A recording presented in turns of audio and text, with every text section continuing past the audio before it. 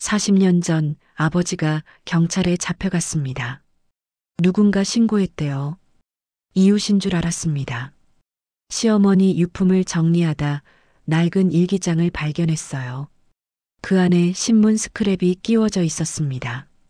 가정폭력 40대 가장 구속. 제 친정아버지 기사였어요. 왜 이게 시어머니 일기장에 있죠? 뒷면을 봤습니다. 시어머니 글씨가 있었어요.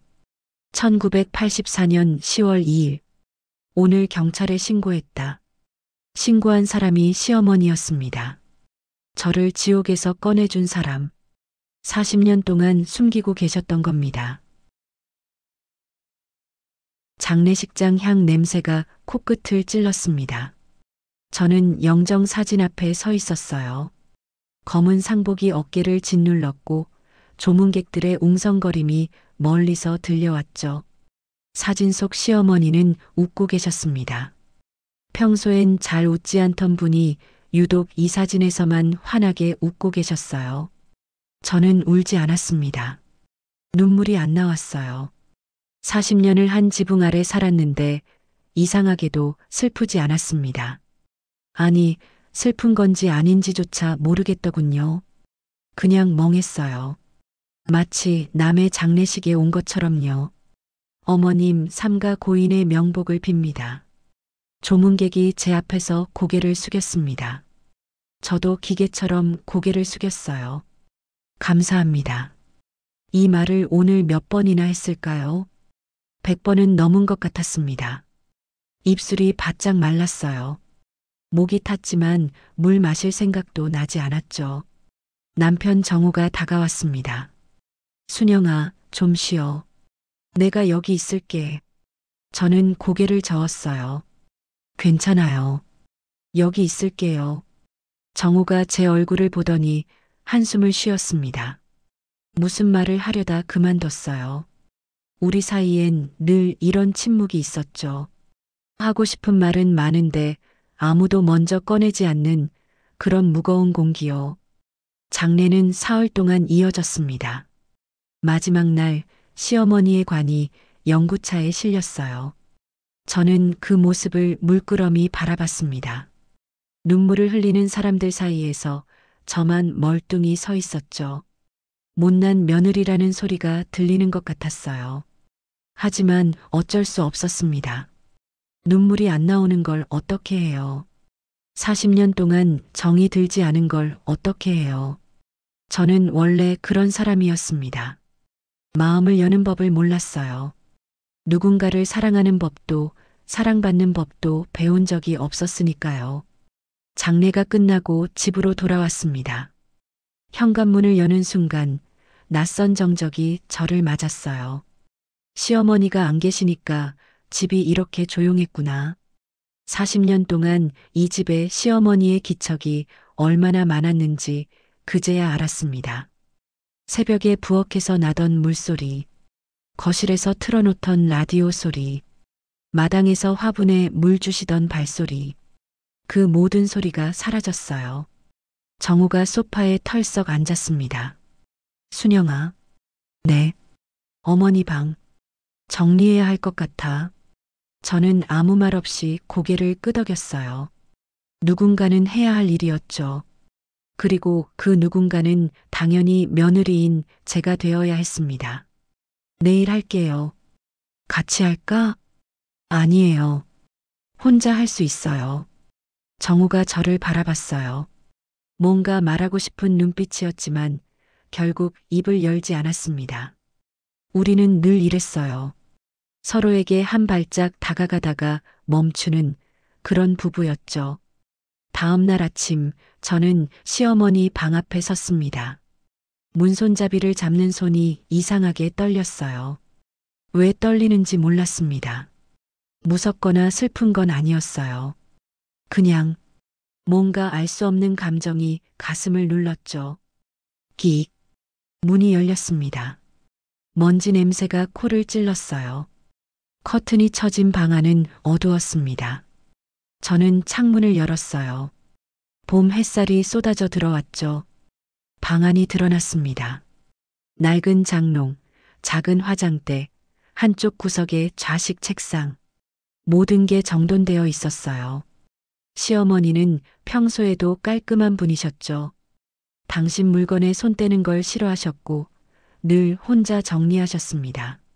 저는 장롱부터 열었어요. 옷들이 가지런히 걸려 있었습니다. 회색 저고리, 검은 치마, 분홍색 카디건. 하나하나 꺼내서 접었어요. 손끝에 시어머니의 채취가 묻어나는 것 같았습니다. 비누 냄새와 약간의 곰팡내가 섞인 노인 특유의 냄새요. 1시간쯤 지났을까요?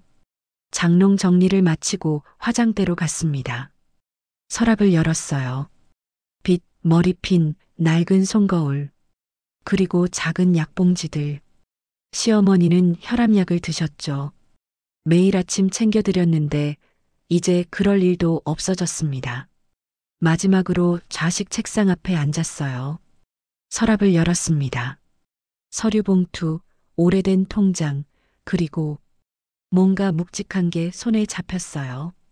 꺼내봤습니다. 낡은 갈색 가죽 일기장이었습니다. 가죽 표면이 갈라지고 모서리가 달아 있었어요.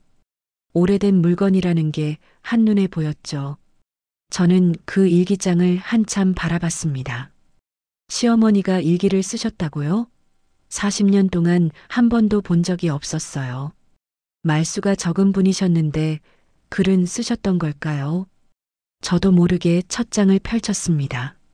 노랗게 바랜 종이에 정갈한 글씨가 빼곡히 적혀 있었어요. 날짜가 눈에 들어왔습니다. 1984년 3월 15일. 심장이 한번 크게 뛰었어요. 1984년 3월 15일. 그날은 제가 이 집에 시집 온 날이었습니다. 40년 전 오늘이요. 손가락이 떨렸어요. 왜 떨리는지 몰랐습니다. 그냥 뭔가 열어서는 안 될 문을 여는 기분이었죠. 첫 문장을 읽었습니다. 오늘 정우가 데려온 아이. 아이, 저를 말하는 건가요? 그때 저는 22살이었는데 다음 문장으로 눈이 갔습니다. 눈빛을 보는 순간 알았다. 뭘 아셨다는 거죠? 손끝이 차가워졌어요. 심장이 빠르게 뛰기 시작했습니다. 다음 문장을 읽었어요. 이 아이는 나와 같은 아이다. 저는 일기장을 든 채 굳어버렸습니다. 나와 같은 아이라니. 그게 무슨 뜻이죠? 시어머니와 제가 뭐가 같다는 거예요? 방 안이 갑자기 조용해진 것 같았어요. 제 심장 소리만 크게 들렸습니다. 창밖에서 새가 울었지만 저는 듣지 못했어요. 일기장을 내려놓을 수 없었습니다. 다음 장을 넘겼어요. 시어머니의 글씨가 계속됐습니다. 이 아이의 눈빛을 나는 안다. 맞아본 사람의 눈빛, 굶어본 사람의 눈빛, 사랑받지 못한 사람의 눈빛. 내가 그랬으니까. 숨이 막혔습니다. 시어머니가 저를 알고 계셨어요. 첫날부터 제가 어떤 사람인지, 어디서 왔는지, 무엇을 겪었는지 다 알고 계셨던 거예요. 그런데 왜 한 번도 말씀하지 않으셨을까요? 왜 40년 동안 침묵하셨을까요? 저는 일기장을 가슴에 안았습니다. 손이 떨렸어요. 눈앞이 흐려졌습니다. 장례식에서 나오지 않던 눈물이 그제야 흘렀어요. 어머니. 40년 만에 처음으로 그 호칭이 자연스럽게 나왔습니다. 하지만 대답해 줄 사람은 이제 없었어요. 그날 밤 저는 잠들지 못했습니다. 일기장을 떠올리며 천장을 바라봤어요. 시어머니의 글씨가 눈앞에서 아른거렸죠. 이 아이는 나와 같은 아이다. 그 문장이 머릿속을 떠나지 않았습니다. 새벽 3시가 넘어서야 겨우 눈을 붙였어요. 꿈을 꿨습니다. 어린 시절 꿈이었어요. 친정집 부엌, 깨진 그릇, 아버지의 고함 소리. 저는 식탁 밑에 숨어서 온몸을 웅크리고 있었죠. 그때 누군가 제 손을 잡았어요. 고개를 들었는데 얼굴이 보이지 않았습니다. 눈을 떴을 때 베개가 젖어 있었어요. 울면서 잤나 봅니다. 아침 해가 창문으로 들어왔습니다. 저는 무거운 몸을 일으켜 시어머니 방으로 갔어요. 어젯밤 그 자리에 일기장이 그대로 있었습니다. 햇살이 낡은 가죽 표지 위에 내려앉아 있었죠. 좌식 책상 앞에 앉았습니다. 다리를 접고 일기장을 무릎 위에 올렸어요. 어제 읽다 만 부분을 펼쳤습니다. 1984년 3월 20일. 순영이가 시집 온 지 닷새째다. 이 아이는 밥을 너무 빨리 먹는다. 숟가락질이 급하다. 국을 한 방울도 남기지 않는다. 밥알 하나도 그릇에 안 남긴다. 저는 무의식적으로 제 손을 내려다봤어요. 밥을 빨리 먹는 습관, 그릇을 깨끗이 비우는 습관. 저는 그게 그냥 제 성격인 줄 알았습니다. 어려서부터 그랬으니까요. 일기는 계속됐습니다. 나도 그랬다. 어릴 때 밥을 천천히 먹으면 아버지가 밥상을 엎었다. 느리다고, 먹을 자격 없다고. 그래서 나는 빨리 먹는 법을 배웠다.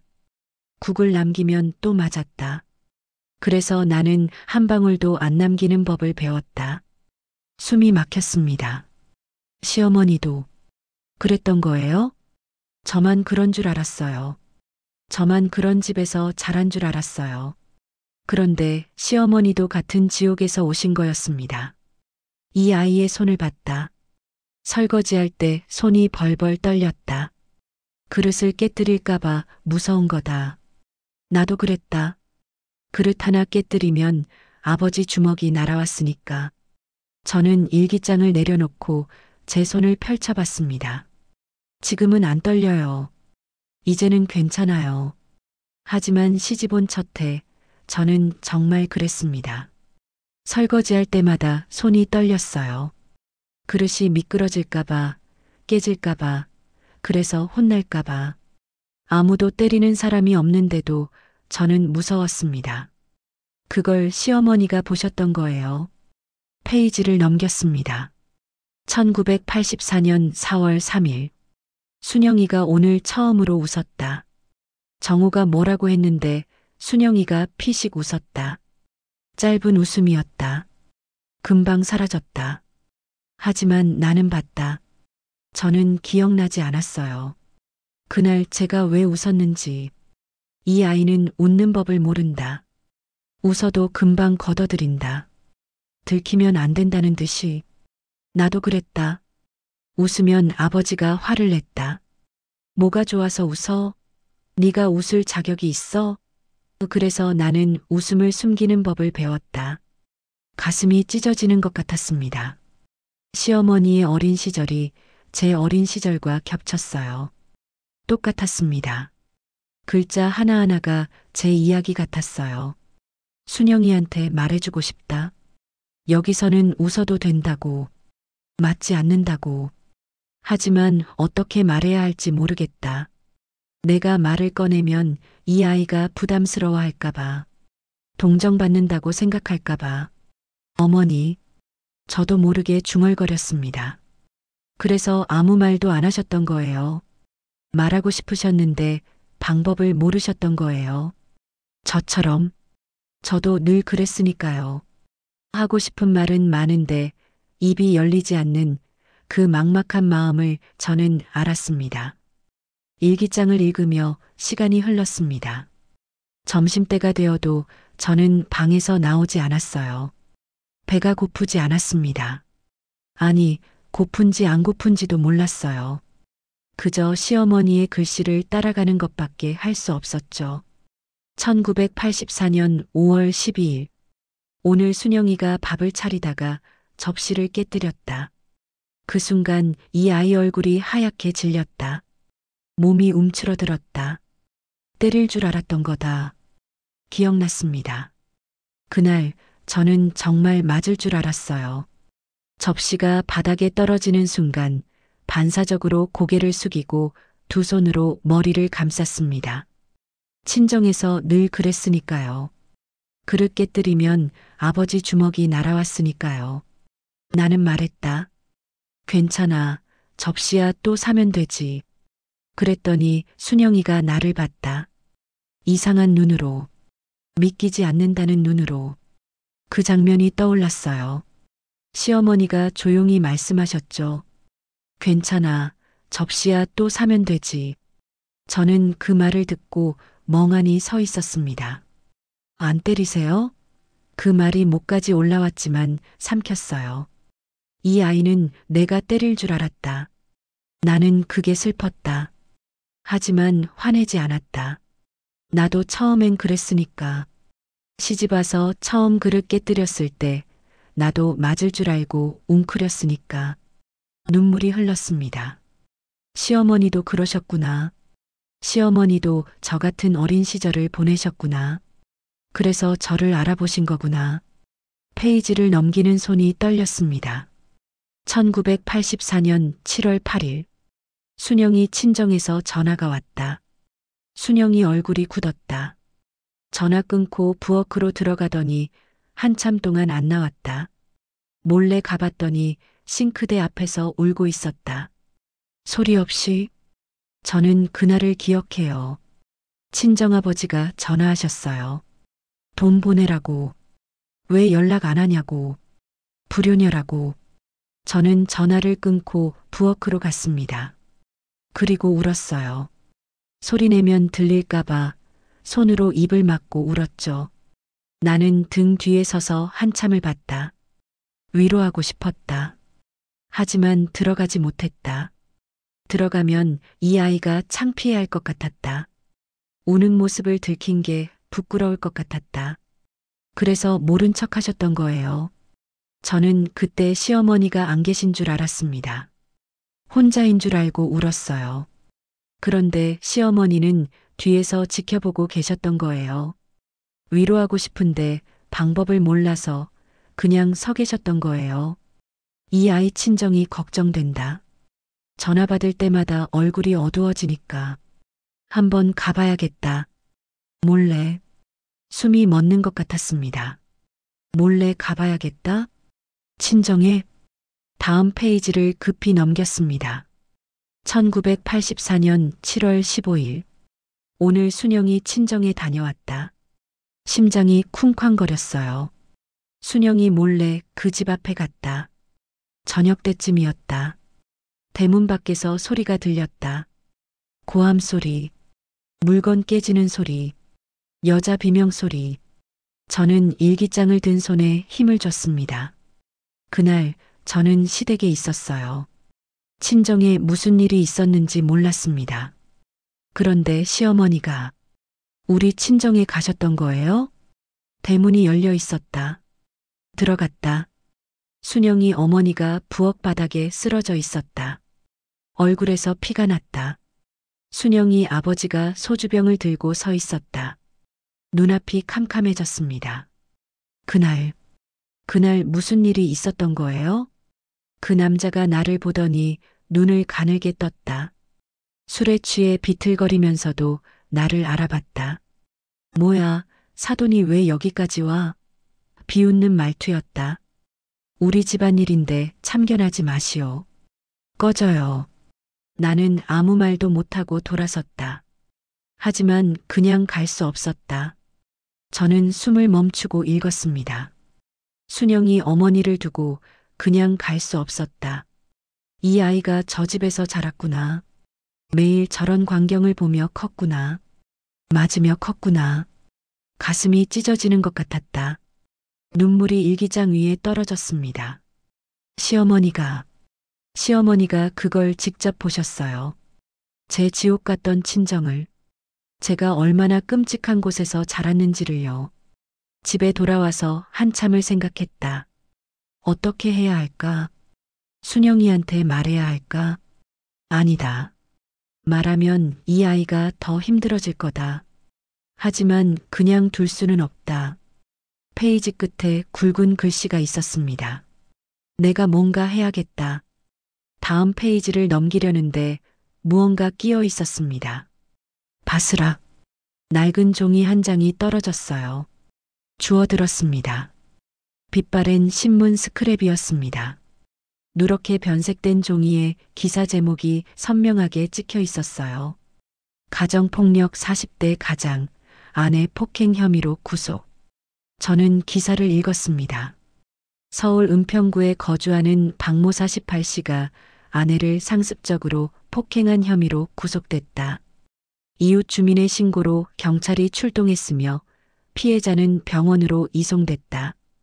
박 씨는 평소에도 술만 마시면 아내와 자녀를 폭행한 것으로 알려졌다. 박모 씨, 친정아버지였습니다. 1984년 가을, 아버지가 갑자기 경찰에 잡혀갔어요. 저는 그때 이미 시집을 온 뒤였습니다. 누군가가 신고했다는 말만 들었어요. 이웃인 줄 알았습니다. 그냥 이웃 누군가가 참다 못해 신고한 줄 알았어요. 그런데 이 기사가 왜 시어머니 일기장에 있는 거죠? 손이 떨렸습니다. 기사 스크랩 뒷면에 시어머니 글씨가 있었어요. 1984년 10월 2일. 오늘 경찰에 신고했다. 신고한 사람이 시어머니였습니다. 손에 든 신문 스크랩이 바람에 바스락거렸습니다. 저는 그 자리에 얼어붙어 있었어요. 눈앞이 흐릿했습니다. 글자가 보이지 않았어요. 아니, 보이는데 머리가 받아들이질 못했습니다. 1984년 10월 2일. 오늘 경찰에 신고했다. 시어머니의 필체가 또렷했습니다. 40년 전 아버지가 갑자기 경찰에 잡혀갔을 때 저는 안도했어요. 솔직히 말하면요. 무섭고 떨리고 복잡했지만 한편으로는 이제 안 맞아도 된다는 안도감이 있었습니다. 죄책감과 함께요. 그때 저는 이웃이 신고한 줄 알았어요. 엄마가 그렇게 말했거든요. 이웃집에서 신고했나 봐. 맨날 시끄럽게 했으니까. 저는 그 말을 믿었습니다. 아니, 믿고 싶었어요. 누군가 참다 못해 신고한 거라고. 그래서 저는 죄책감을 느끼지 않아도 된다고. 그런데 시어머니였습니다. 저를 살린 사람이 시어머니였어요. 일기장을 다시 펼쳤습니다. 손이 심하게 떨렸어요. 신문 스크랩이 끼워져 있던 페이지를 찾았습니다.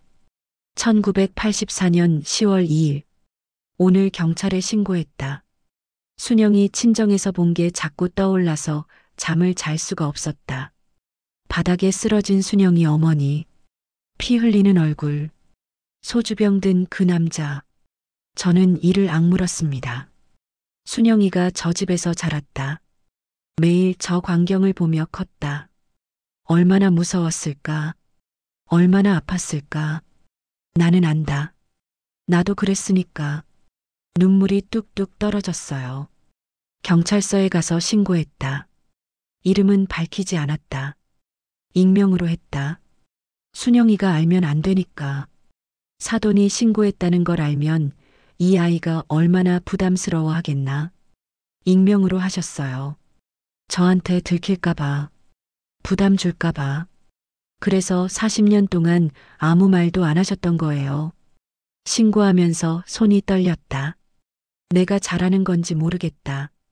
하지만 그냥 두면 순영이 어머니가 죽을 것 같았다. 순영이도 나처럼 어머니를 잃을 것 같았다. 저는 일기장을 가슴에 꼭 안았습니다. 시어머니도 어머니를 잃으셨구나. 폭력 때문에. 저처럼. 페이지를 넘겼습니다. 1984년 10월 15일. 순영이 아버지가 구속됐다는 소식을 들었다. 순영이는 모른다. 내가 신고한 줄 모른다. 이대로 모르는 게 좋겠다. 저는 정말 몰랐어요. 40년 동안 단 한 번도 의심하지 않았습니다. 순영이 얼굴이 요즘 조금 밝아졌다. 아직도 웃진 않지만 눈빛이 덜 어둡다. 그것만으로도 다행이다. 그때 제가 밝아 보였나요? 저는 기억나지 않았어요. 그때 제가 어떤 표정이었는지. 하지만 시어머니는 기억하고 계셨습니다. 저를 매일 지켜보고 계셨으니까요. 이 아이한테 말해주고 싶다. 이제 안전하다고. 더 이상 안 맞아도 된다고. 하지만 말하면 내가 신고한 게 들통날 것 같다. 그냥 묻어두자. 이 아이가 평화롭게 살면 그걸로 됐다. 어머니, 저도 모르게 부르짖었습니다. 왜 말씀 안 하셨어요? 그냥 말씀하시지. 제가 뭘 알았겠어요. 감사하다고 했을 거예요. 고맙다고, 정말 고맙다고 했을 거예요.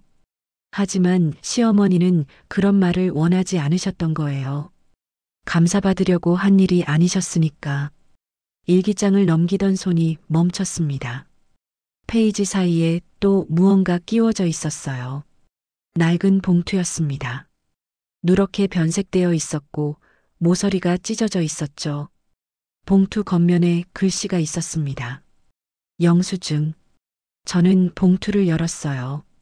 안에 종이가 여러 장 들어 있었습니다. 꺼내봤어요. 우체국 송금 영수증이었습니다. 첫 번째 영수증 날짜는 1985년 3월. 수신인 주소는 제 친정이었습니다. 금 5만 원 정. 두 번째 영수증 1985년 6월. 금 3만 원 정. 세 번째, 네 번째, 다섯 번째 영수증이 수십 장 있었습니다. 날짜가 1985년부터 1998년까지 이어져 있었어요. 아버지가 감옥 가신 후부터 어머니가 돌아가실 때까지 시어머니가 우리 친정에 돈을 보내고 계셨습니다. 저는 손이 덜덜 떨렸어요. 저는 보낸 적이 없어요. 친정에 돈을 보낸 적이 없습니다. 시집와서 정신없이 살았고 돈도 없었고 솔직히 친정과 거리를 두고 싶었어요. 아버지가 없어진 후에도 그 집은 저한테 상처였으니까. 그런데 누군가가 돈을 보내고 있었습니다. 엄마가 가끔 전화해서 그랬어요. 누가 돈을 보내더라. 이름 없이. 저는 친척 누군가겠거니 했습니다.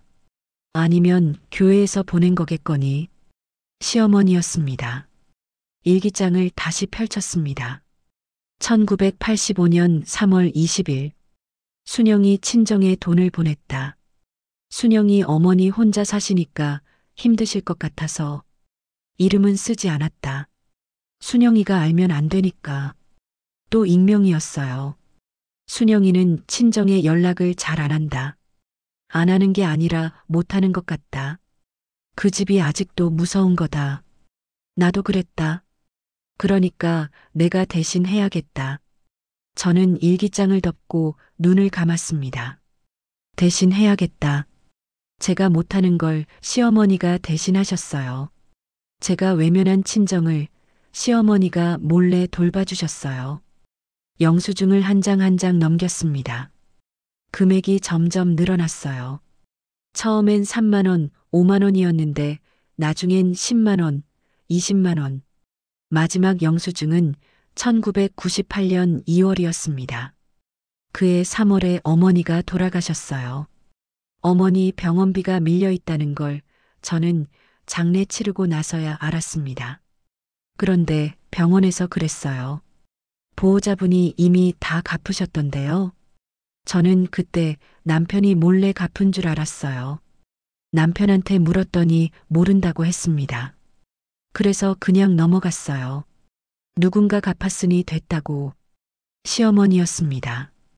봉투 맨 아래에 또 영수증이 있었어요. 제1병원 입원비 영수증. 금 230만 원 정. 완납. 1998년 2월 15일. 어머니 돌아가시기 열흘 전이었습니다. 저는 영수증을 움켜쥐고 울었습니다. 시어머니가 다 해주셨어요. 제가 해야 할 일을, 제가 못한 효도를, 제가 외면한 친정을 다 지켜주셨어요. 그런데 저는 몰랐습니다. 40년 동안 단 한 번도 감사하다는 말을 못했어요. 오히려 차갑게 굴었습니다. 다가오시면 피했어요. 말씀하시면 건성으로 대답했어요. 밥 차려주시면 됐어요 했어요. 은인한테 40년 동안 벽을 쌓았습니다. 얼마나 울었을까요? 눈물이 마를 때쯤 봉투 안에 뭔가 더 있는 걸 발견했습니다. 작은 종이 한 장 꺼내봤습니다. 경찰서 접수증 사본이었습니다. 1984년 10월 2일 중부경찰서 신고 내용 가정폭력 신고 피신고인 박만식 48세 남 신고인 김말자 50세 여 신고인 이름이 적혀 있었습니다. 익명으로 하셨다면서요? 왜 이름이 있죠? 접수증 뒷면에 시어머니 글씨가 있었습니다. 처음엔 익명으로 했다. 하지만 수사관이 신고인 이름을 알아야 한다고 했다. 어쩔 수 없이 이름을 썼다. 다만 순영이한테는 절대 알리지 말아달라고 부탁했다. 경찰한테도 부탁하셨어요. 제가 모르게 해달라고. 이 아이가 부담 느끼는 게 제일 걱정이다. 시어머니가 친정아버지를 신고했다는 걸 알면 이 아이가 평생 빚진 마음으로 살까봐. 나는 그냥 이 아이가 편하게 살았으면 좋겠다. 저는 접수증을 가슴에 안았습니다. 이 작은 종이 한 장이 제 인생을 바꿨어요. 시어머니가 신고하지 않았다면 아버지는 계속 어머니를 때렸을 거예요. 어머니는 더 일찍 돌아가셨을 거예요. 저는 평생 그 죄책감을 안고 살았을 거예요. 시어머니가 저를 살린 거예요. 저뿐만 아니라 어머니도 온 가족을 살리신 거예요. 문이 열리는 소리가 들렸습니다. 엄마, 딸 수진이 방으로 들어왔어요. 엄마 밥도 안 먹고 뭐해? 아침부터 여기 있었잖아. 저는 눈물 젖은 얼굴을 들었습니다. 수진이가 놀란 표정을 지었어요. 엄마, 왜 울어? 무슨 일이야? 저는 손에 든 영수증들을 보여줬습니다. 수진아, 응? 할머니가 외할머니한테 돈을 보내고 계셨어. 수진이가 눈을 동그랗게 떴어요. 뭐, 외할머니한테? 그것뿐이 아니야. 저는 신문 스크랩을 보여줬습니다. 외할아버지 신고한 사람도 할머니였어. 수진이가 바닥에 주저앉았습니다. 엄마, 저는 딸을 바라봤어요. 40년 동안 몰랐어. 할머니가 날 지켜주고 계셨는데 나는 하나도 몰랐어. 수진이가 눈물을 흘렸습니다. 엄마, 할머니가. 응? 할머니가 돌아가시기 전에 나한테 그러셨어. 저는 숨을 멈췄어요. 뭐라고 하셨는데? 수진이가 울먹이며 말했습니다. 엄마한테 미안하다고. 평생 하고 싶은 말이 있었는데 못했다고. 저는 눈을 감았어요. 그리고 수진이가 제 손을 잡았습니다. 일기장 맨 뒤에 엄마한테 쓴 편지가 있대. 할머니가 유언으로 남기셨어. 엄마만 읽으라고. 수진이가 제 옆에 앉았습니다. 좁은 방 안에 모녀가 나란히 앉았어요. 창밖으로 오후 햇살이 기울고 있었습니다. 시어머니 방에 이렇게 오래 있어 본 건 처음이었어요. 40년 동안 이 문을 열 일이 거의 없었거든요. 엄마, 이거 다 읽은 거야? 수진이가 일기장을 가리켰습니다. 아니, 아직 절반도 못 읽었어. 할머니가 이런 걸 쓰고 계셨구나. 수진이가 영수증 뭉치를 들었어요. 한 장 한 장 넘기며 날짜를 확인했습니다. 1985년, 1990년, 1995년. 엄마, 이게 10년이 넘잖아. 응? 외할머니한테 계속 보내신 거야? 돌아가실 때까지. 수진이가 고개를 떨궜습니다. 할머니가 그런 분이셨구나. 저는 아무 말도 하지 못했어요. 그런 분이셨다는 걸 저는 오늘에야 알았으니까요. 수진이가 갑자기 무릎을 쳤습니다. 엄마, 왜? 나도 할머니한테 돈 받은 적 있어. 저는 딸을 바라봤어요. 뭐? 대학교 2학년 때 등록금 밀린 적 있었잖아. 기억났습니다. 그때 남편 회사가 어려웠어요. 월급이 밀렸고 집안 사정이 빠듯했죠. 수진이 등록금을 제때 못 낸 적이 있었습니다. 저는 그때 친구한테 돈을 빌려서 겨우 맞췄어요. 아니, 그렇게 기억하고 있었습니다. 그때 내가 친구한테 빌렸다고 했잖아. 거짓말이었어. 수진이가 고개를 숙였어요. 할머니가 주셨어. 통장에 넣어주시면서 엄마한테 말하지 말라고 하셨어. 왜? 엄마가 부담스러워할까봐. 할머니가 그러셨어. 내 엄마는 신세 지는 거 싫어하는 사람이라고. 저는 입술을 깨물었습니다. 맞아요. 저는 신세 지는 게 싫었어요. 누군가한테 빚지면 평생 갚아야 할 것 같았거든요. 그래서 늘 혼자 해결하려고 했습니다. 도움받는 게 익숙하지 않았어요. 시어머니는 그걸 아셨던 거예요. 그래서 몰래 도와주신 거예요. 그것뿐이 아니야. 수진이가 말을 이었습니다. 동생 학원비도 할머니가 내신 적 있어. 저는 숨이 막혔어요. 준호 학원비? 응. 준호가 고3 때 재수학원 다녔잖아. 그때 아빠 회사 부도 났을 때 2008년이었습니다. 남편 회사가 부도 나서 집안이 쑥대밭이 됐어요.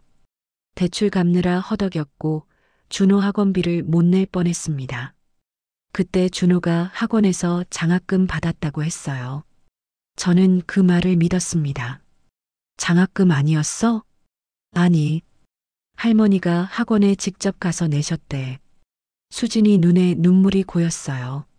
준호도 나중에 알았어. 할머니가 돌아가시고 나서 학원 선생님한테 들었대. 할머니가 매달 오셔서 현금으로 내셨다고. 저는 두 손으로 얼굴을 감쌌습니다. 손자, 손녀 학비까지. 시어머니는 다 내고 계셨어요. 우리 가족이 힘들 때마다 몰래 도와주고 계셨던 거예요. 아무도 모르게. 왜 말 안 하셨을까? 수진이가 중얼거렸어요. 할머니는 왜 이렇게 숨기셨을까? 저는 일기장을 펼쳤습니다. 답이 있을 것 같았어요. 페이지를 넘겼습니다. 2008년 즈음의 일기를 찾았어요. 2008년 4월 3일. 정호 회사가 어렵다고 한다. 순영이 얼굴이 많이 어두워졌다. 밥을 잘 못 먹는다. 예전에 힘들 때 그랬던 것처럼. 시어머니는 제 표정만 봐도 아셨어요. 준호 학원비가 걱정이다. 재수하는 아이한테 돈 걱정까지 시키면 안 된다.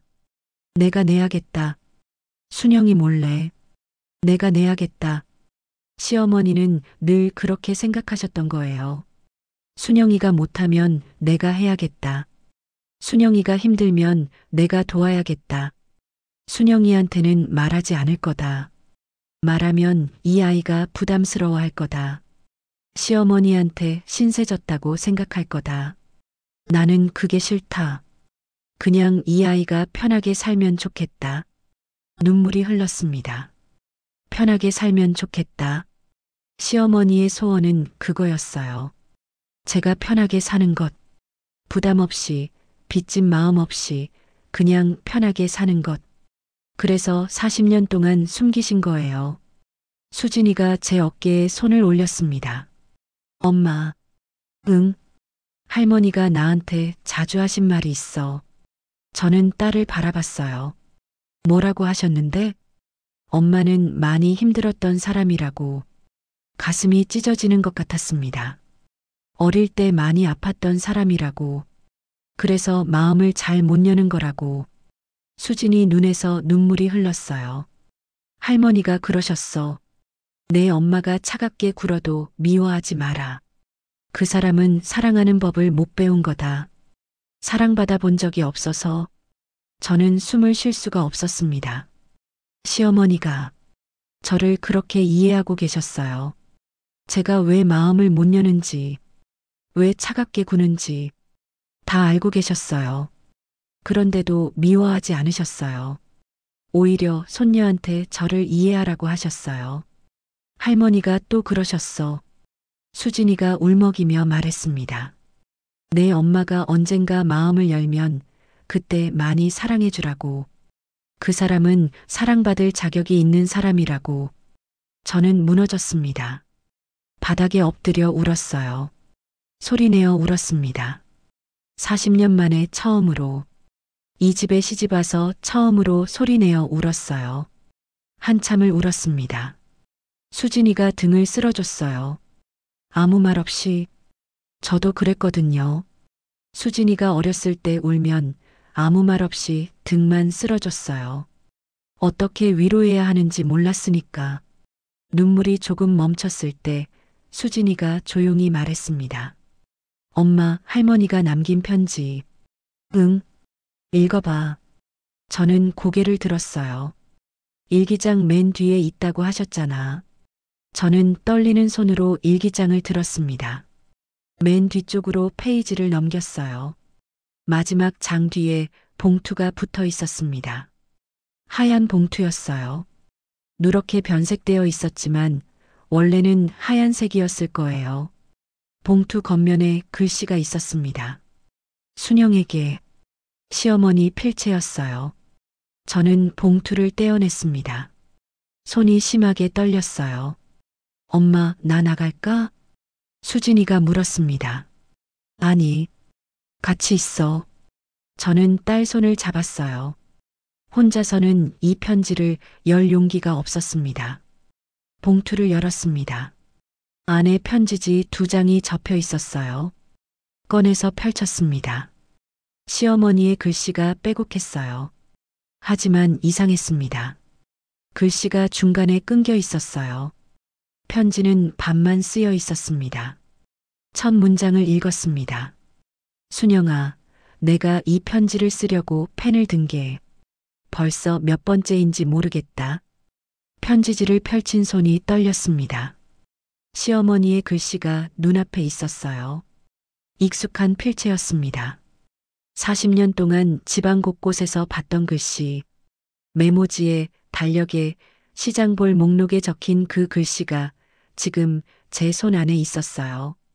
옆에서 수진이가 숨을 죽였어요. 저도 숨을 참았습니다. 쓰다가 지우고 쓰다가 찍고 어떻게 시작해야 할지 모르겠구나. 40년 동안 하고 싶었던 말이 너무 많아서 눈물이 차올랐습니다. 너한테 미안하다는 말을 먼저 해야겠다. 나는 좋은 시어머니가 아니었어. 내 곁에 있으면서도 한 번도 따뜻한 말을 못 해줬다. 안아준 적도 없고 수고했다는 말도 못했다. 저는 고개를 저었어요. 아니에요. 제가 벽을 쌓았잖아요. 내가 왜 그랬는지 설명하고 싶었다. 변명이 아니라 그냥 너한테 알려주고 싶었다. 내가 왜 이렇게 서툴렀는지. 페이지를 넘겼습니다. 순영아, 나한테는 동생이 있었다. 저는 숨이 멎는 것 같았어요. 시어머니에게 동생이 있었다고요? 40년 동안 한 번도 들은 적이 없었습니다. 시어머니는 외동인 줄 알았어요. 제삿날에도 명절에도 친척 얘기에도 동생 이야기는 단 한 번도 나온 적이 없었거든요. 이름은 순자였다. 나보다 3살 어렸어. 예쁜 아이였다. 웃으면 볼에 보조개가 생겼고 노래를 잘 불렀어. 저는 편지를 읽는 손에 힘을 줬습니다. 우리는 똑같은 집에서 자랐다. 아버지가 술만 마시면 우리를 때렸다.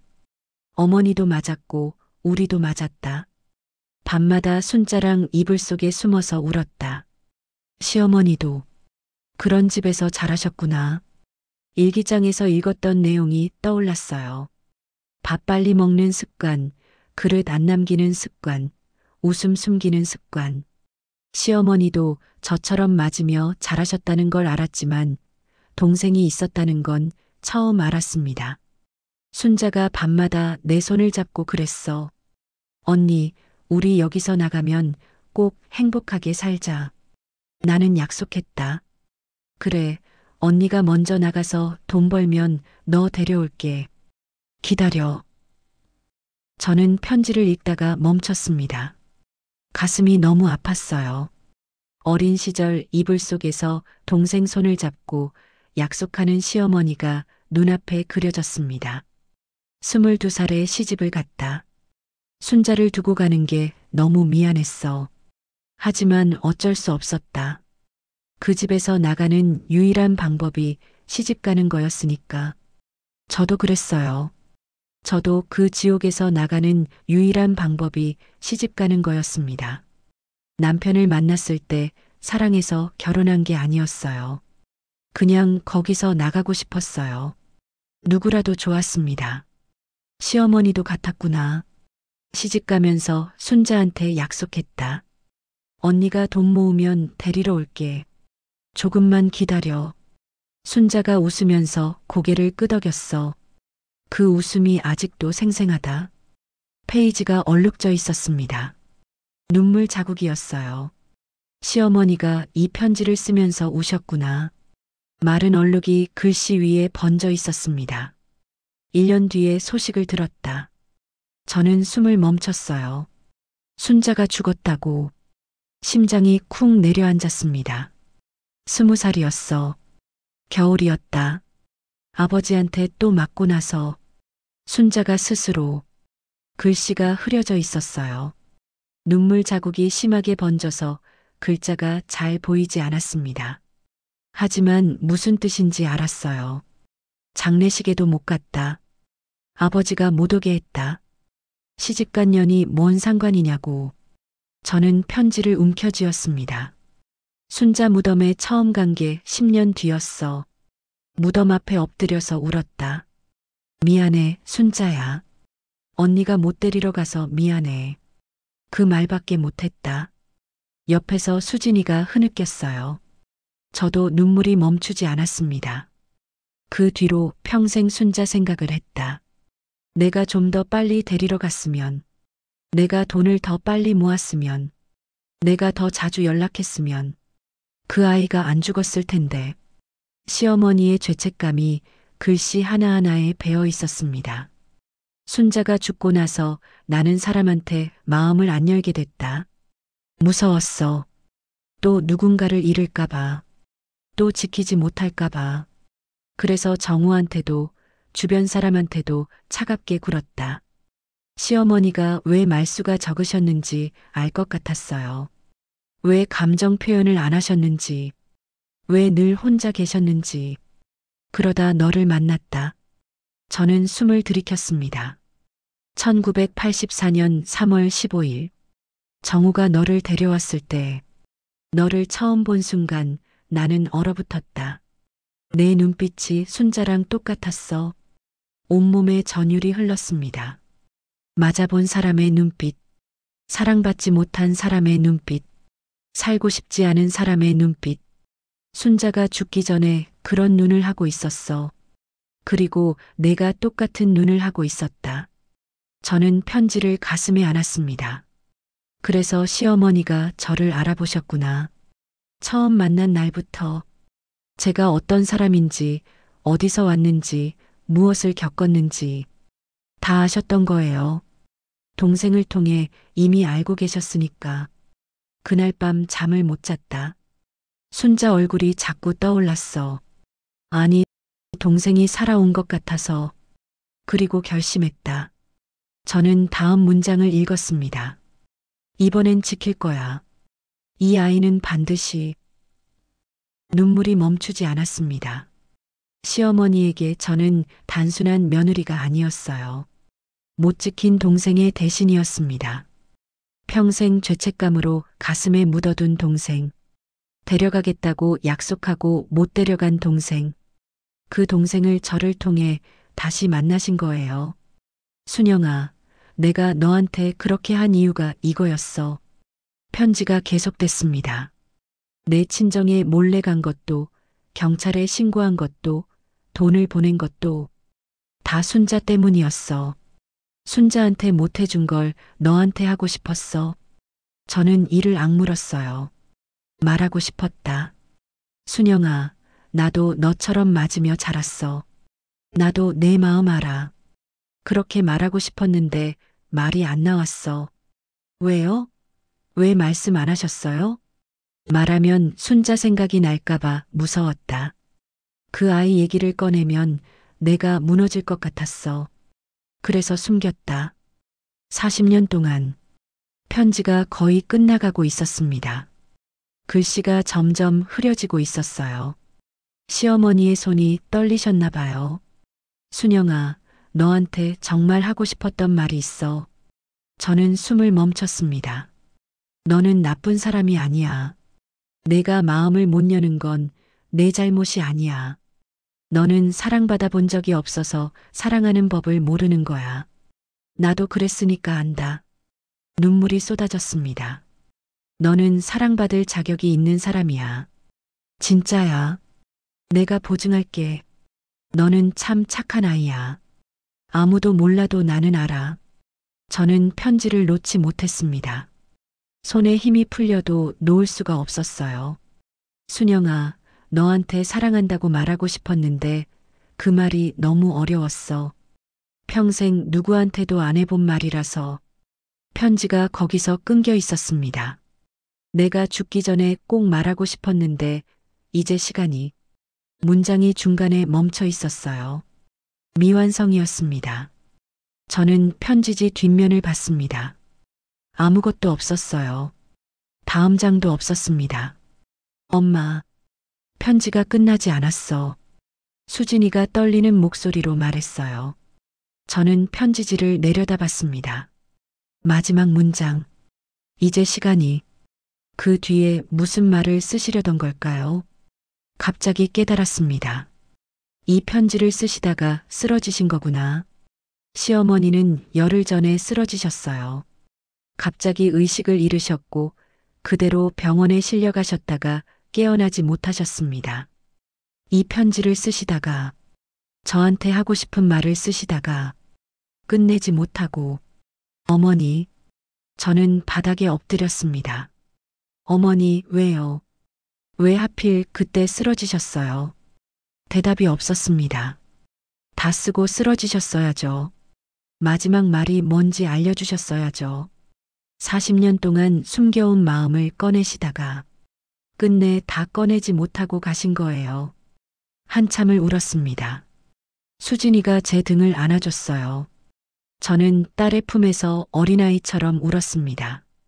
시어머니 방에서, 시어머니 글씨 앞에서 40년치 눈물을 다 쏟아냈어요. 눈물이 조금 멈췄을 때 저는 편지를 다시 들었습니다. 마지막 문장을 봤어요. 내가 죽기 전에 꼭 말하고 싶었는데 이제 시간이. 시간이 뭐요? 시간이 없다? 시간이 됐다? 시간이 지나서? 저는 평생 그 답을 모를 거예요. 시어머니가 가져가셨으니까. 하지만 알 것 같았습니다. 시어머니가 하고 싶으셨던 말. 사랑한다. 평생 못하신 그 말을 끝까지 쓰지 못하고 가신 거예요. 편지를 가슴에 안은 채 한참을 앉아 있었습니다. 창밖으로 해가 기울고 있었어요. 시어머니 방에 노을빛이 스며들었습니다. 먼지가 빗속에서 천천히 떠다녔어요. 고요했습니다. 너무 고요해서 제 심장 소리만 크게 들렸죠.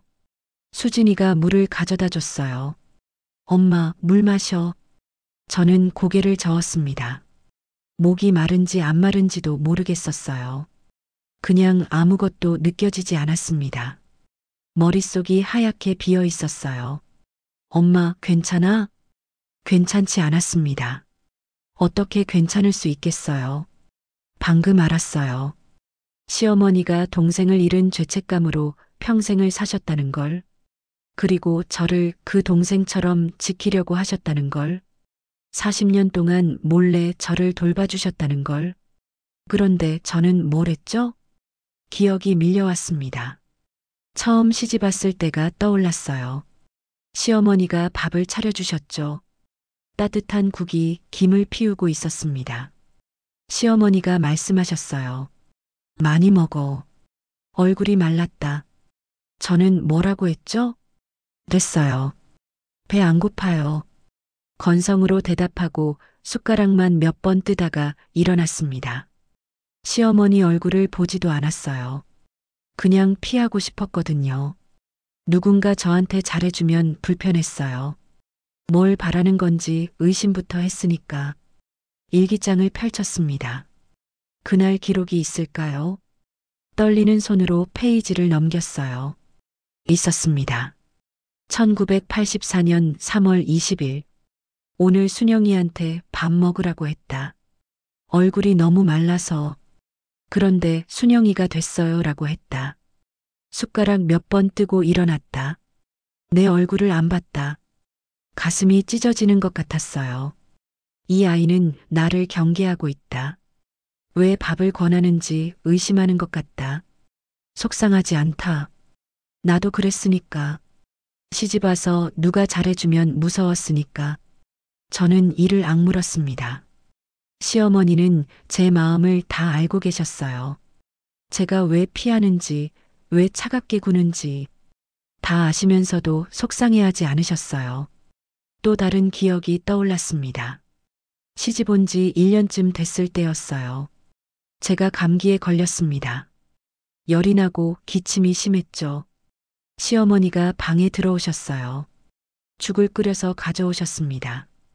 일어나서 이거 먹어. 죽이야. 저는 이불을 뒤집어 쓴 채 대답했어요. 괜찮아요. 신경 쓰지 마세요. 시어머니가 잠시 서 계셨습니다. 그리고 조용히 나가셨어요. 죽은 문 앞에 놓고 가셨죠. 저는 그 죽을 안 먹었습니다. 식어서 굳을 때까지. 왜 그랬을까요? 그냥 누군가한테 신세지기 싫었어요. 누가 저한테 잘해주면 나중에 뭔가를 요구할 것 같았거든요. 친정에서 배운 거였어요. 공짜는 없다는 걸. 잘해주는 데는 다 이유가 있다는 걸. 일기장을 찾았습니다. 1985년 1월 8일. 순영이가 아팠다. 죽을 끓여서 갖다 줬다. 신경 쓰지 마세요라고 했다. 문 앞에 놓고 왔다. 저녁에 보니까 그대로 있었다. 안 먹었다. 눈물이 흘렀어요. 이 아이는 아직 나를 못 믿는다. 괜찮다. 천천히 기다리면 된다. 언젠가는 마음을 열겠지. 그때까지 기다릴 거다. 천천히 기다리면 된다. 시어머니는 40년을 기다리셨어요. 제가 마음을 열 때까지. 그런데 저는 끝내 열지 않았습니다. 기억이 꼬리를 물었습니다. 수진이가 태어났을 때였어요. 산후조리를 시어머니가 해주셨습니다. 미역국을 끓여주시고 빨래를 해주시고 아기를 봐주셨죠. 저는 그게 당연한 줄 알았어요. 아니, 당연해야 한다고 생각했어요. 시어머니니까. 며느리 산후조리 해주는 게 당연한 거잖아요. 한 번도 고맙다고 안 했습니다. 1990년 5월 3일. 손녀 수진이가 태어났다. 순영이가 고생했다. 내가 도울 수 있어서 다행이다. 미역국 끓이고 아기 기저귀 갈고 밤에 아기 울면 내가 안았다. 순영이가 좀 쉬었으면 좋겠다. 페이지를 넘겼습니다. 1990년 5월 15일. 순영이한테 힘들지 않냐고 물었다. 괜찮아요라고 했다. 그 말밖에 안 한다. 괜찮아요. 됐어요. 신경 쓰지 마세요. 이 아이의 입에서 나오는 말은 늘 그거다. 저는 일기장을 덮었습니다. 너무 아팠어요. 시어머니의 마음이. 그리고 제 무심함이. 그래도 괜찮다. 이 아이가 괜찮아요라고 말할 수 있는 것만으로도 다행이다. 순자는 그 말도 못하고 갔으니까. 저는 방바닥에 엎드렸습니다. 이마가 차가운 바닥에 닿았어요. 절을 하듯이 엎드려서 울었습니다. 어머니 몰랐어요. 목소리가 갈라졌어요. 어머니가 그런 마음으로 저를 보고 계신 줄 몰랐어요. 대답이 없었습니다. 당연하죠. 시어머니는 이제 안 계시니까. 왜 말씀 안 하셨어요? 그냥 말씀하시지. 제가 벽을 세워서요. 제가 다가오지 말라고 해서요. 그래서 말씀을 못 하셨던 거예요. 시어머니 잘못이 아니었어요. 제 잘못이었습니다. 일기장을 다시 펼쳤습니다. 아무 페이지나 펼쳤어요. 어느 날의 기록이 눈에 들어왔습니다. 1998년 7월 12일. 오늘 순영이 생일이다. 미역국 끓여줬다. 감사합니다라고 했다. 처음으로 고맙다는 말을 들었다. 기뻤다. 저는 그날을 기억해요. 시집 온 지 14년 만에 처음으로 생일 미역국을 먹으며 감사합니다라고 했습니다. 그것도 건성으로. 고개도 안 들고. 그런데 시어머니는 기뻐하셨어요. 그 한마디에 14년 걸렸다. 14년 만에 처음으로 감사합니다를 들었다. 앞으로 14년 더 기다리면 어머니라고 불러줄까? 그때까지 살아 있어야겠다. 저는 일기장을 가슴에 안고 통곡했습니다. 어머니라고. 시어머니는 제가 어머니라고 불러주길 기다리셨어요. 14년 더 기다리면 혹시 불러줄까? 그렇게 생각하셨어요. 그런데 저는요, 40년 동안 한 번도 어머니라고 부른 적이 없었습니다. 늘 어머님이었어요. 존칭이었죠. 거리를 두는 호칭이었어요. 가족이 아니라 남처럼 부르는 호칭. 수진이가 제 등을 쓸어줬습니다. 엄마, 울지 마. 수진아. 응, 나 나쁜 사람이야. 수진이가 고개를 저었어요. 아니야, 엄마. 40년 동안 할머니한테 한 번도 잘한 적이 없어. 고맙다고도 안 했어. 사랑한다고도 안 했어. 어머니라고 부른 적도 없어. 저는 흐느꼈습니다. 할머니가 나한테 그렇게 해주셨는데 나는 뭘 했어? 수진이가 저를 안아줬어요. 엄마, 할머니는 다 아셨을 거야. 뭘? 엄마 마음. 엄마가 원래 그런 사람 아니라는 거. 힘들어서 그런 거라는 거. 저는 고개를 저었습니다. 그래도 한 번은 말했어야지. 어머니, 감사해요. 사랑해요. 그 말 한마디 못하고 그때 문 열리는 소리가 들렸습니다. 남편이었어요. 남편이 방 앞에 서 있었습니다. 얼마나 서 있었는지 모르겠어요. 눈이 빨갛게 충혈되어 있었습니다. 순영아. 정우 손에 뭔가 들려 있었어요. 낡은 봉투였습니다. 이게 뭐야? 정우가 천천히 방 안으로 들어왔어요. 제 앞에 무릎을 꿇고 앉았습니다. 어머니가 변호사한테 맡겨둔 거야. 저는 봉투를 바라봤어요. 장례 끝나면 순영이한테 전해달라고 하셨대. 정우의 목소리가 떨렸습니다. 어머니 유서야. 정우가 내민 봉투를 받아들었습니다. 손이 떨렸어요. 봉투는 하얀색이었고 모서리에 법무법인 도장이 찍혀 있었습니다. 공식적인 서류라는 뜻이었죠. 변호사가 연락해 왔어. 남편이 낮은 목소리로 말했어요. 어머니가 3년 전에 맡겨두셨대. 돌아가시면 며느리한테 전해달라고. 3년 전이면 시어머니가 한번 크게 아프셨을 때였어요. 병원에 입원하셨다가 나오신 뒤로 부쩍 쇠약해지셨죠. 그때 유서를 쓰셨구나. 봉투를 열었습니다. 안에 서류 2장이 들어 있었어요. 첫 번째는 공증된 유서였습니다. 법적 효력이 있는 정식 문서였죠. 두 번째는 시어머니가 직접 쓴 손편지였어요. 유서부터 읽었습니다. 유언장. 본인 긴말자는 아래와 같이 유언한다. 1. 본인 소유의 부동산 서울시 은평구 역촌동 123번지 단독주택 및 금융자산 일체를 며느리 박순영에게 유증한다. 2. 상기 유증의 이유 며느리 박순영은 평생 자기 이름으로 된 것을 가져본 적이 없는 사람이다. 이제는 이 사람 이름으로 된 무언가가 있었으면 하는 바람에서 본 유언을 남긴다. 저는 유서를 읽다가 멈췄습니다. 뭐라고요? 재산을 저한테요? 이게 무슨... 남편이 고개를 떨궜어요. 나도 오늘 처음 알았어. 수진이가 유서를 들여다봤습니다. 할머니가 엄마한테 다 주셨네. 저는 유서를 다시 읽었어요.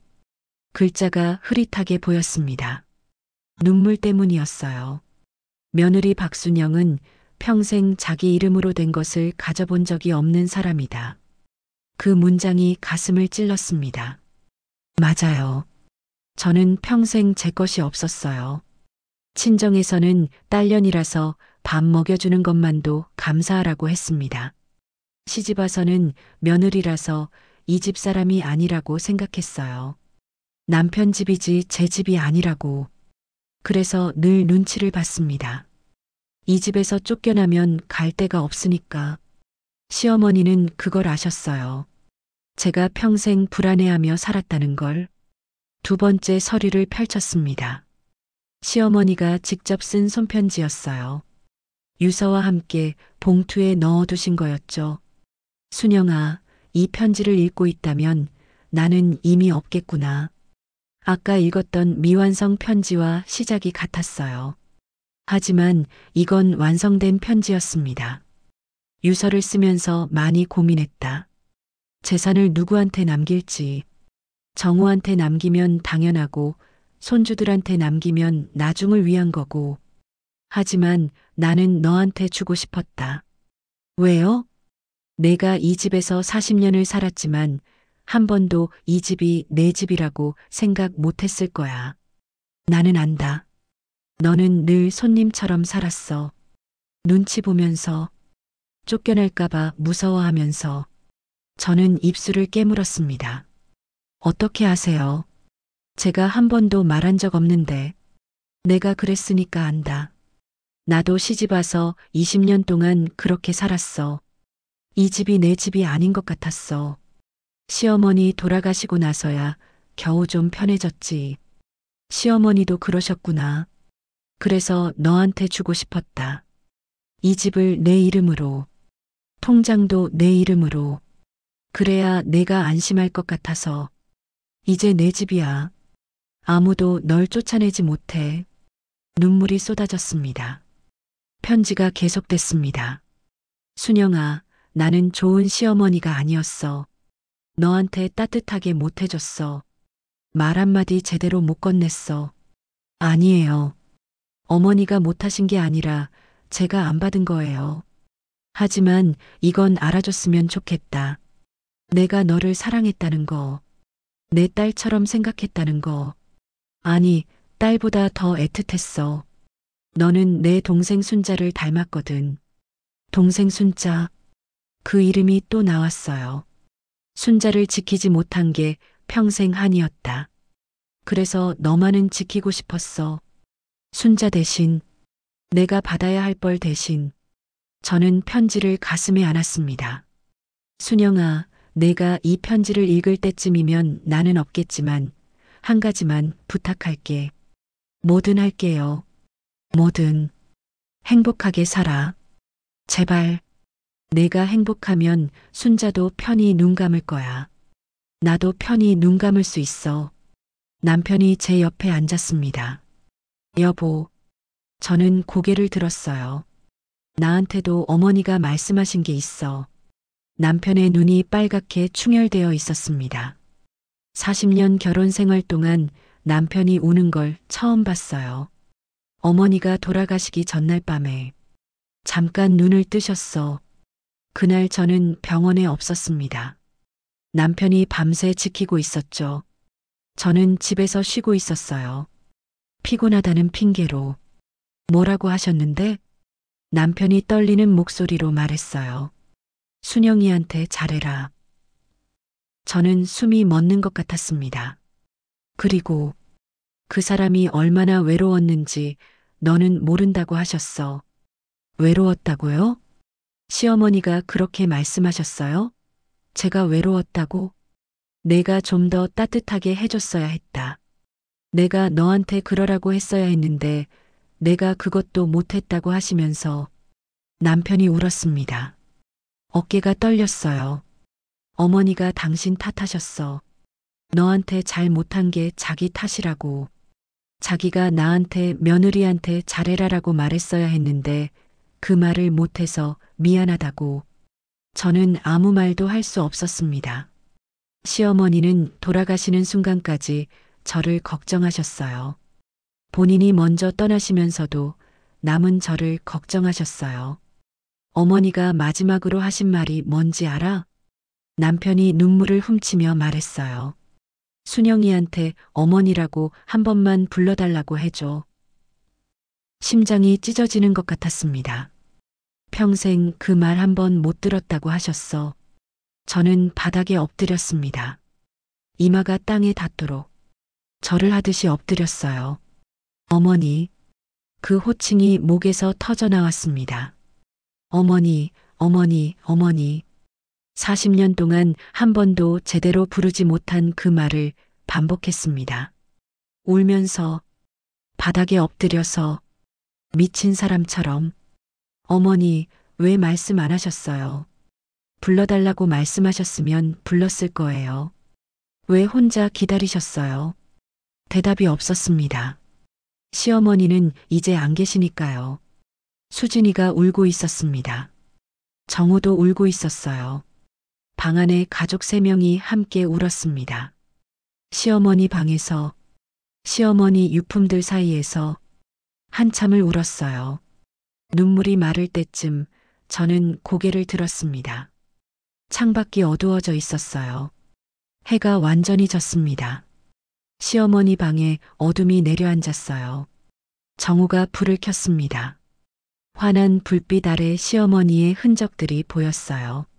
낡은 장롱, 작은 화장대, 좌식 책상, 그리고 일기장. 저는 일기장을 들었습니다. 마지막 페이지를 펼쳤어요. 시어머니가 미처 끝내지 못한 편지가 있는 곳. 이제 시간이에서 끊긴 그 문장 뒤에 빈 페이지가 있었습니다. 시어머니가 쓰려다 못 쓴 그 페이지. 하얗게 비어있는 그 공간. 저는 책상 서랍을 열었습니다. 펜이 있었어요. 시어머니가 쓰시던 펜. 펜을 들었습니다. 엄마, 수진이가 물었어요. 저는 빈 페이지 앞에 앉았습니다. 그리고 펜을 대었어요. 할머니한테 답장 쓸 거야. 펜을 든 손이 떨렸습니다. 시어머니가 쓰다 만 일기장의 마지막 빈 페이지. 하얀 공간이 저를 기다리고 있었어요. 40년 동안 못한 말을 어디서부터 시작해야 할까요? 뭐라고 써야 할까요? 펜 끝이 종이에 닿았습니다. 그리고 첫 글자를 썼어요. 어머니. 그 2글자를 쓰는데 한참이 걸렸습니다. 손이 떨려서요. 눈물이 나서요.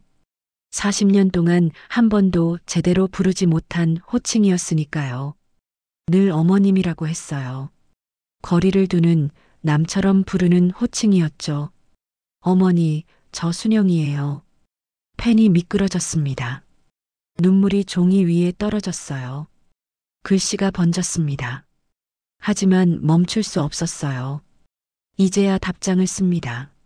너무 늦었죠? 40년이나 늦었어요. 창밖에서 바람 소리가 들렸습니다. 시어머니 방 창문이 살짝 열려 있었어요. 밤바람이 불어왔습니다. 밤이 깊었어요. 어머니 편지 다 읽었어요. 일기장도요. 다 읽고 나서 얼마나 울었는지 몰라요. 수진이가 옆에서 제 등을 쓸어줬습니다. 정우도 곁에 앉아 있었어요. 가족이 함께 밤을 새우고 있었습니다. 어머니, 저는 몰랐어요. 정말 아무것도 몰랐어요. 펜을 쥔 손에 힘을 줬습니다. 어머니가 저를 처음 본 날부터 다 알고 계셨다는 거. 제가 어떤 집에서 왔는지, 얼마나 맞으며 자랐는지, 얼마나 무서워하며 살았는지 다 아셨으면서 한 번도 말씀 안 하셨잖아요. 일기장의 다른 페이지들이 눈에 밟혔습니다. 시어머니의 40년 기록, 저를 지켜보신 40년의 흔적. 어머니, 왜 말씀 안 하셨어요? 저도 모르게 글씨가 커졌어요. 그냥 말씀하셨으면 됐잖아요. 순영아, 나도 너처럼 맞으며 자랐어. 나도 내 마음 알아. 그렇게 한마디만 하셨으면 제가 벽을 안 쌓았을 거예요. 펜을 멈췄습니다. 아니에요. 그건 거짓말이에요. 아니, 그래도 쌓았을 거예요. 저는 그런 사람이니까요. 누가 다가오면 무서워서 도망가는 사람. 손 내밀면 뿌리치는 사람. 그게 저예요. 솔직하게 썼습니다. 어머니는 그걸 아셨죠? 그래서 말씀 안 하신 거죠? 말하면 제가 더 도망갈까봐, 더 벽을 높이 쌓을까봐, 저한테 부담 줄까봐. 눈물이 또 흘렀어요. 어머니가 저보다 저를 더 잘 아셨네요. 동이 터오고 있었습니다. 창밖이 조금씩 밝아졌어요. 시어머니 방에 새벽빛이 스며들었습니다. 밤새 편지를 쓴 거였어요. 어머니, 동생분 이야기 읽었어요. 순자 이모요. 펜을 쥔 손이 다시 떨렸습니다. 어머니가 얼마나 아프셨을까요? 동생을 지키지 못했다는 죄책감으로 평생 사셨잖아요. 그 마음이 얼마나 무거웠을까요? 저는 고개를 들어 천장을 봤습니다. 눈물이 볼을 타고 흘렀어요. 그런데 어머니, 저한테 그러시면 어떡해요? 동생분한테 못 해준 걸 저한테 다 해주시면 어떡해요? 저는 그럴 자격 없는 사람이에요. 가슴이 찢어지는 것 같았습니다. 어머니한테 한 번도 잘한 적 없는 사람이에요. 차갑게 굴고 피하고 벽 쌓고 40년 동안 그랬잖아요. 어머니 미안해요. 그 세 글자가 가장 어려웠습니다. 제가 다가오시는 어머니를 밀어냈어요. 밥 차려주시면 됐어요 했어요. 아플 때 죽 끓여주시면 신경 쓰지 마세요 했어요. 어머니가 손 내미실 때마다 뿌리쳤어요. 눈물이 종이 위에 떨어졌습니다. 그때마다 어머니가 얼마나 서운하셨을까요? 아니, 서운한 게 아니라 걱정되셨겠죠. 이 아이는 왜 이렇게 마음을 못 열까 하셨겠죠. 일기장에서 읽은 문장이 떠올랐어요. 천천히 기다리면 된다. 언젠가는 마음을 열겠지. 어머니는 기다려주셨는데 저는 끝내 문을 안 열었어요. 40년 동안 어머니 돌아가실 때까지 펜을 잠시 내려놓았습니다. 손이 너무 떨려서요. 숨을 골랐어요. 수진이가 물을 건네줬습니다. 한 모금 마시고 다시 펜을 들었어요. 어머니 감사해요. 이 말도 40년 동안 제대로 못했습니다. 제 친정아버지 신고해 주셔서 감사해요. 그 지옥에서 저희 가족을 꺼내 주셨잖아요. 친정에 돈 보내주셔서 감사해요. 제가 못한 효도를 어머니가 대신 해주셨잖아요. 펜에 힘을 줬어요. 수진이 학비, 준호 학원비. 우리 가족 힘들 때마다 몰래 도와주셨잖아요. 한 번도 티 안 내시고, 한 번도 말씀 안 하시고, 마지막으로 쓰고 싶은 말이 있었습니다. 어머니 사랑해요. 그 세 글자를 쓰는데 온 힘을 다했어요. 사랑해요, 어머니. 한 번도 말 못해서 미안해요. 40년 동안 한 번도 못했어요. 그 말이 이렇게 어려운 줄 몰랐어요. 펜이 미끄러졌습니다. 어머니도 못하셨잖아요. 저처럼 어려우셨잖아요. 우리 둘 다 바보였네요. 사랑하면서 말 못하고, 말 못해서 서로 모르고, 그렇게 40년 지났네요. 마침표를 찍었습니다. 다음 생에는 제가 먼저 말할게요. 제가 먼저 손 내밀게요. 이번 생에 못한 거 다 할게요. 기다려주세요, 어머니. 그날 이후 저는 매일 아침 시어머니 화분에 물을 줍니다. 새싹이 자라서 이제 꽃봉오리가 맺혔어요. 곧 필 것 같습니다. 무슨 꽃인지는 아직 몰라요. 피면 알겠죠. 화분 옆에 일기장을 두었어요. 시어머니의 40년과 제 하룻밤이 함께 담긴 일기장. 가끔 펼쳐서 읽습니다. 읽을 때마다 울어요. 하지만 이젠 슬픈 눈물이 아니에요. 감사한 눈물이에요. 물을 주고 일어서는데 문득 시어머니 목소리가 들리는 것 같았어요. 순영아. 고개를 들었습니다. 아무도 없었어요. 햇살만 창문으로 쏟아지고 있었습니다. 저는 미소 지었어요. 네, 어머니. 저 여기 있어요. 이제는 부를 수 있어요. 어렵지 않아요. 어머니.